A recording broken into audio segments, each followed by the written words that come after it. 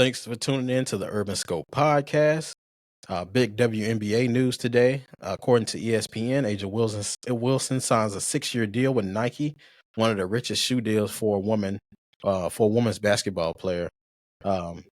So this is big news from just showing that the power that the WNBA has or will have. I'm hoping this is an omen for good things for good things to come. Like I said, Asia Wilson has been a star athlete in college, high school, college, and in the pros. She even has a statue outside the University of South Carolina already. And she's not too far removed from it. You know, she's with the Las Vegas Aces now in the WNBA, but she also has a signature shoe called A1, which is releasing next year. I'm excited about that as well, and merchandise that she'll be putting out, just supporting the WNBA and what the WNBA has become. To actually see a league grow in live time is insane. I didn't grow up in the 80s. I was born in the late 80s, but I didn't grow up in the 80s when um, Magic and Bird were creating, rebuilding the NBA, and it was building more steam. Kind of lost a lot of steam in the last 5 to 10 years, but like I said, they go through ebbs and flows just like anybody else, unless you're the NFL, which is a whole nother story. The good old boys club kind of keeps that afloat. But it's just good to see a big company investing in WNBA and their players. So Caitlin Clark, we know, got a big deal last year or earlier this year, actually, with Nike, and got her own signature shoe. So hopefully we'll see more contracts come down the line.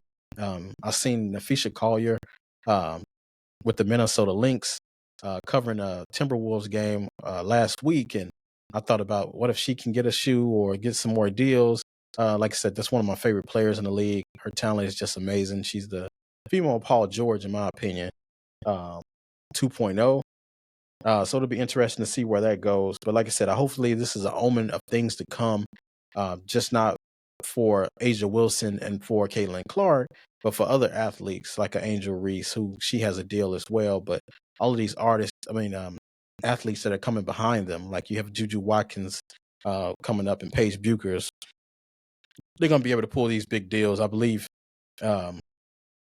Juju Watkins is already signed with Nike, but it'll be nice to see what kind of, if she can get a signature shoe, and what kind of fan base she'll have in the next 2 years. She has to wait another 2 years, so that'll give time to build her fan base and her brand, and do some NCAA tournament runs, because we know there's a lot put into those NCAA tournament runs.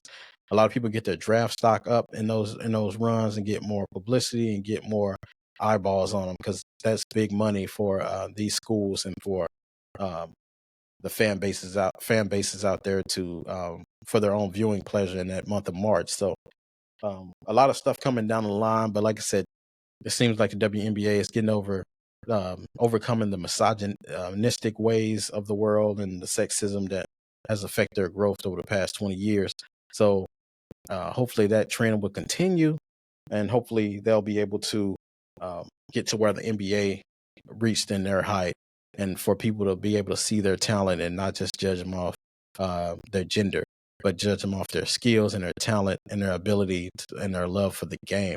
So that's all I had on this topic. So until next time, I'll see you next time.